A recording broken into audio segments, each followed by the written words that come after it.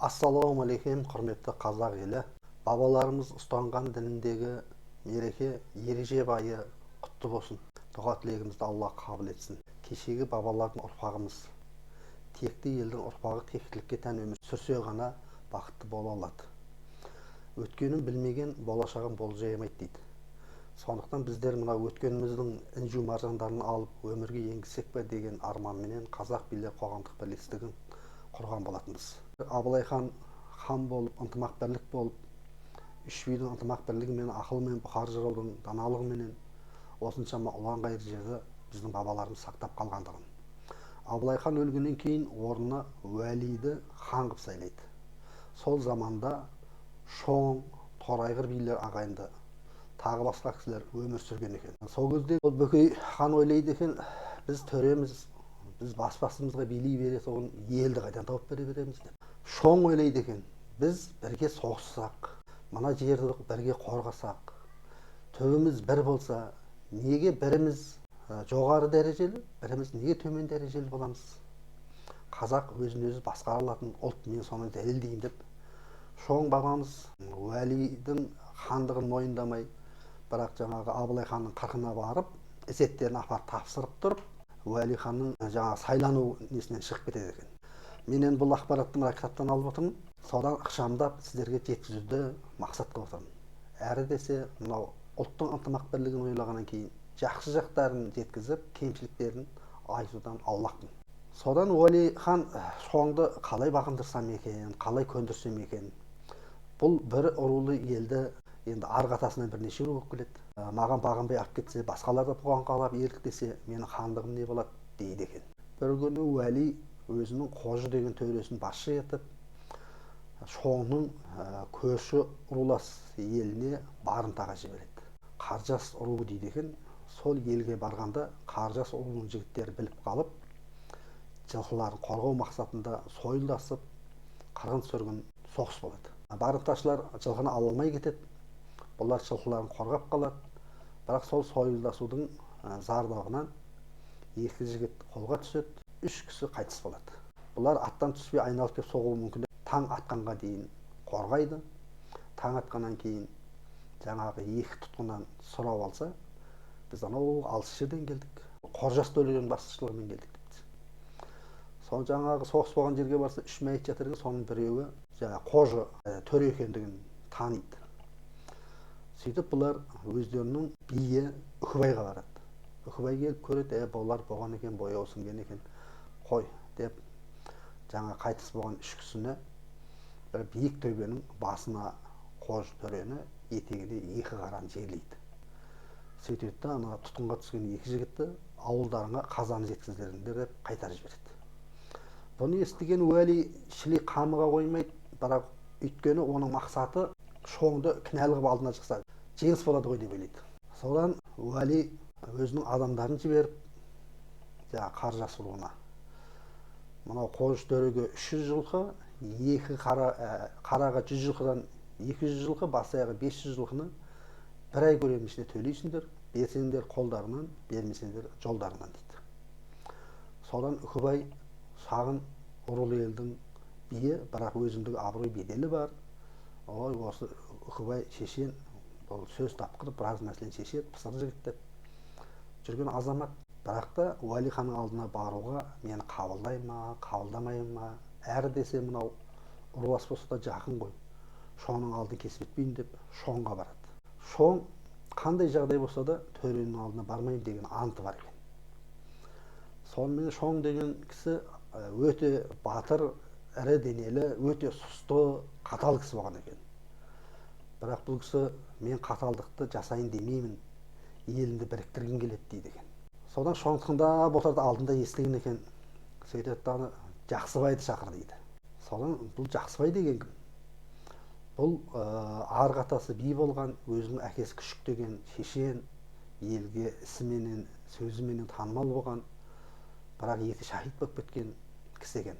Соның артындағы балаларын Шоң өзінің қанатының астына алып, тәрбиелеп, шәкірт тәрбиелеген ғой, өзінің бір сенімді шәкірт екен.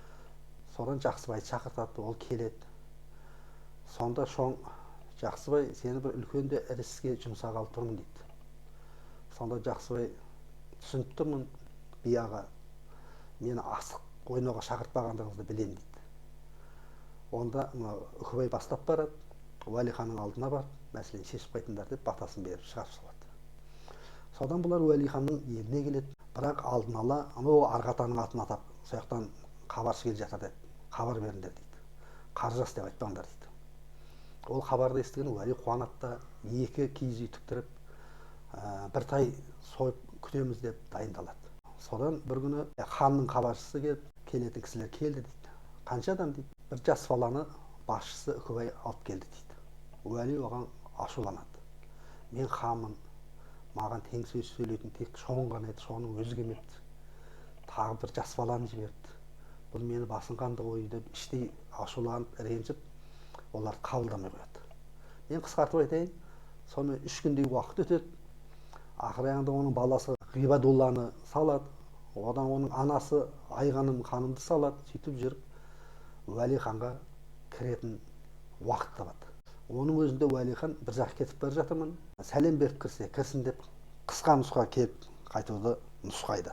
Содан хабаршы келіп Үкібайға, жүріңіздер, Ғұбайдулла төре айтты, хан сәлем алуға ғана аялдайтын болыпты дейді.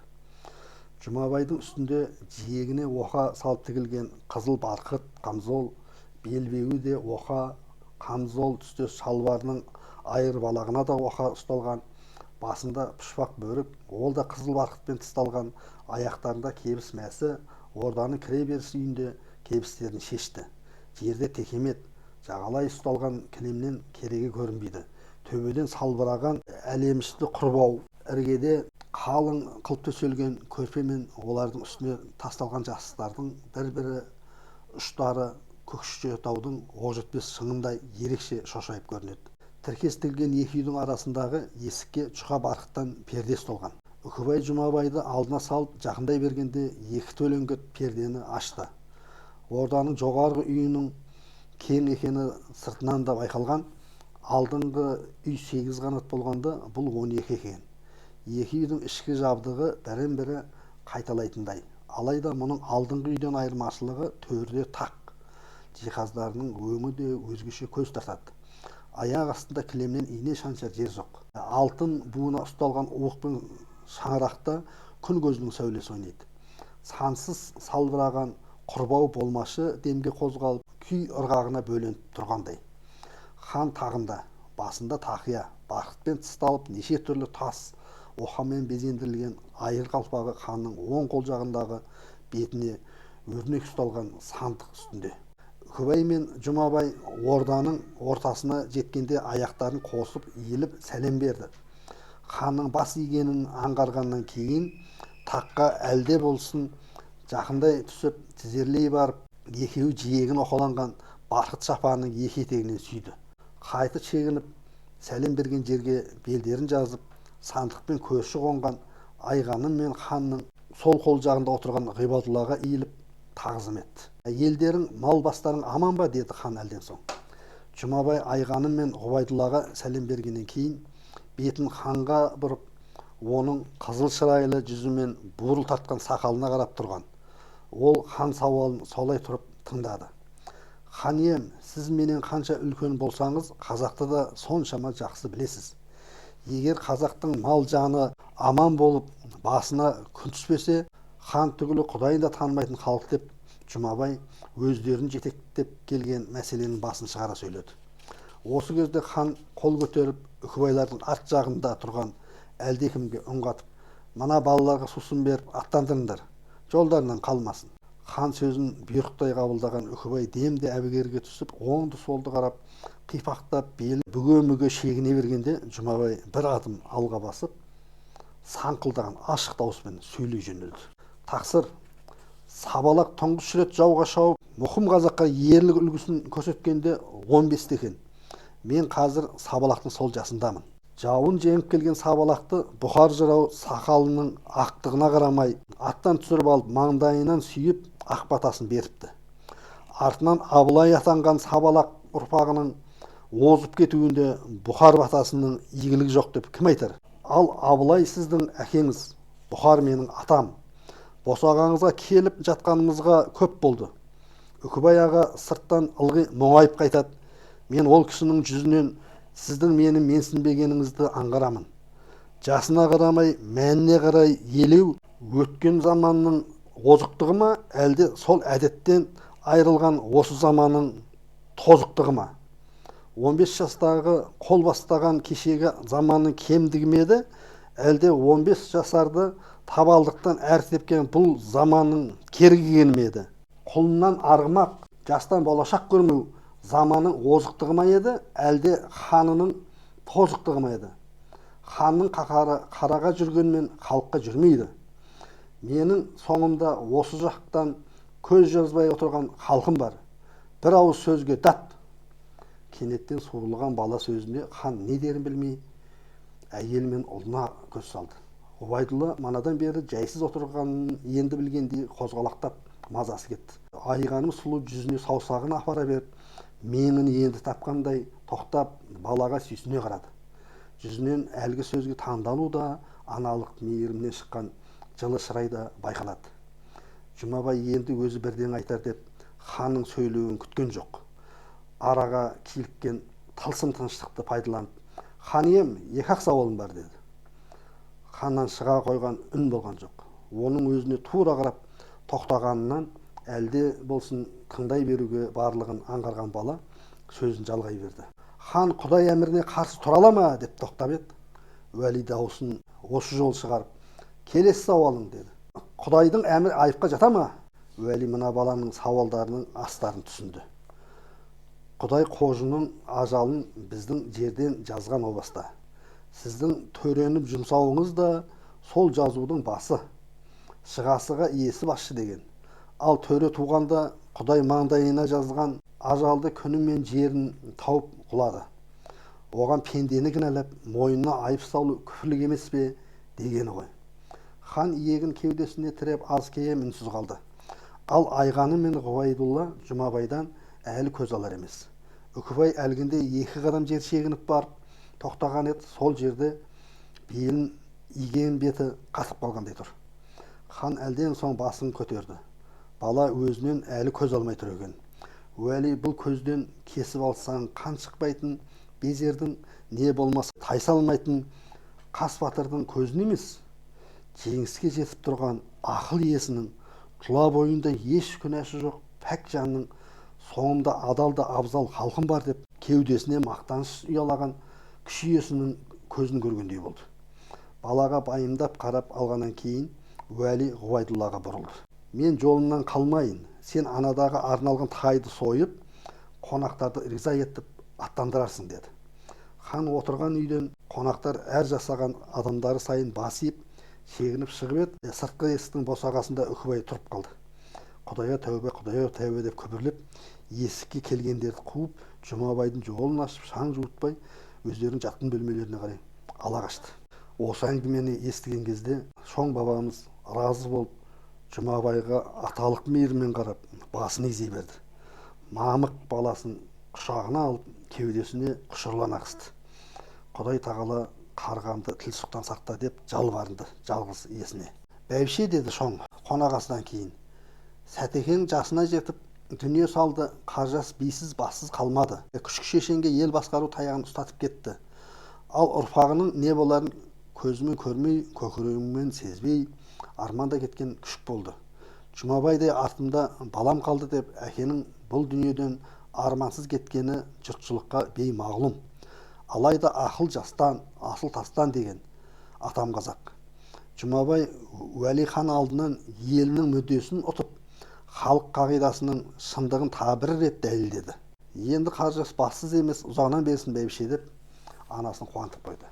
Сөйтіп шоң бабамыз Жақсыбайдай шәкіртінің еңбегін елеп қаржас руына би сайлаған екен. Енді осыдан қарап тұрсаңыздар, кезіндегі біздің бабаларымыздың діни сауатының барлығы, жүрегінің иманының нұрлылығынан Құдайдың сөзін айтуменен ханды тоқтатқан. Осыны біз түсінуіміз керек. Қазіргі таңда дінді келекелеп, келемеждеп, дінсіз өмір сүреміз дейтіндер бар. Құдайдан қорықпағаннан қорық деген.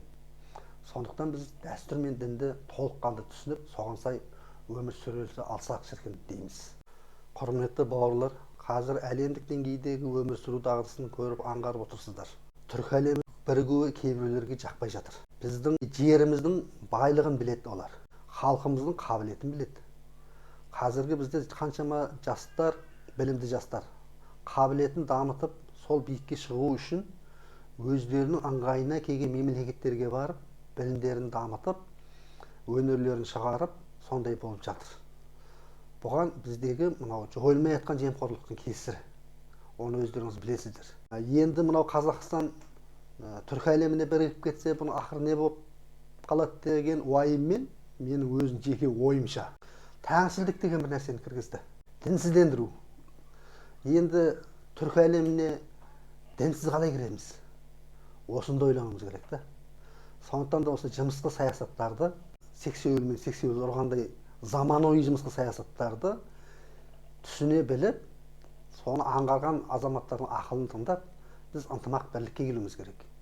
Біз ұруға бөлінбеуіміз керек, жүзге бөлінбеуіміз керек, қожа төре демей ынтымақ бірлікке келіп қана біз биік шыңға шыға аламыз. Біз осындай дәрежеге келу мақсатында қазақ билер қоғамдық бірлестігін құрып жұмыс істеп жатқанымызға 8 жылдан асты. Ең бірінші біз қазақ билер орталығы деп Шымкент қаласында тіркелдік. Оның төрағасы Дүйсенбек деген бауырымыз болды. Бақытжан Ақбек деген бауырымыз екеуі тіркеді. Жақсы жұмыс жүрген. Кейіннен әйтеуір сол ішінен бір адамдар шығып, Мерей бір жақтама биліктің адамы деген түсінікпен мені шеттетті. Менің қасымда біраз адамдармен. Бақтыбек Жүнісұлы деген көкеміз бар еді. Ол кісі керемет жұмыс атқарып жүрген еді. Сонымен Бақтыбек көкем көпті көрген. Мерей уайымдама, біз өзімізше тіркеліп кете береміз деп, біз кейін республикалық деңгейде әділ билер қоғамдық бірлестігін құрып, осы жұмысымызды жалғастырып кете бердік. Енді Бақтыбек көкеміз қайтыс болғаннан кейін ол құжат қазіргі таңда Серік Әбеннің қолында. Кейін бұл топ мені ойбай Кембіде қара тізімде тұр, бұл мемлекетке қарсы екен деп шағыстырып, тағы шығарып жіберді. Менің бар мақсатым билік пен халықтың ортасына алтын көпір болу. Сөйтсем біреуі мына шығарды, біреуі мына жана шығарды. Енді кейін қазақ билер қоғамдық бірлестігі алқасы қайтадан құрылған екен. Сол жердегі жігіттер мені шақырып, бұрынғы насихатшылық жұмысыңызды атқарыңыз, қайта біріктіріңіз деді.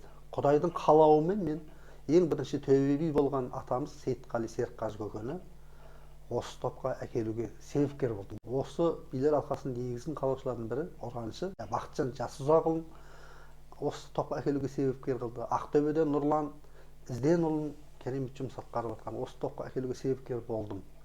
Әзірше осы топта отырмын. Енді бұл билердің өмірі өзіндік бір ғылым. Бұл шан теңізі жоқ, керемет нәрсе. Бұны зерттеп, оқып біліп жатқан болу керек енді билер. Бүгінгі таңда бәрі білімді ғой. Ешкімнің ақылын ешкім керек те қылмайды. Керек қылып үйренгісі келетіндер аз. Керісінше ішті алып көрілмаушылыққа ұрынып, адал адам шеттетіп, басқаларды алдап, соны адал адам болса алдай алмай қалам ғой деп жатқан жағдайлар да кездесіп жатыр. Әзірше осы топта отырмыз енді, Құдайға шүкіршілік. Ол билердің несін зерттеп жатқан жағдайымыз бар өзіміздің. Басқалар не істеп жатқанын өздері біледі, бұл туралы ойланды ма, ойланбады ма. Бұл оңай шаруа емес. Кезінде заман бөлек болды, адамның түсінігі бөлек болды.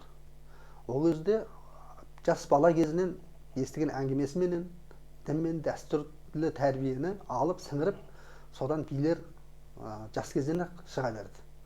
Ал қазір заман бөлек, адамның ойлау қабілеті бөлек, оны ұштастыра білу керек, би қандай болу керек, ол адам тану керек, ол адамына қарай амалын жасау керек, қандай жағдайда болу керек деген нәрселер көп бұл жерде. Бірақ енді оны кім керек қылады, кім керек қылмайды деп отырмын да. Аман болып тұрыңыздар. Бұны мақтан үшін айтып отқан жоқпын. Қаншама халық осы би деген тоқырлап кетті, бұл қайдан шыққан нәрсе дейді ғой. Бұның барлығы осы бір бастаудан шыққан. Ол бастан Нұрбол деген бауырымыздың идеясы, оны Бақытжан Жасұзақұл қуаттады. Кейін мен қуаттадым.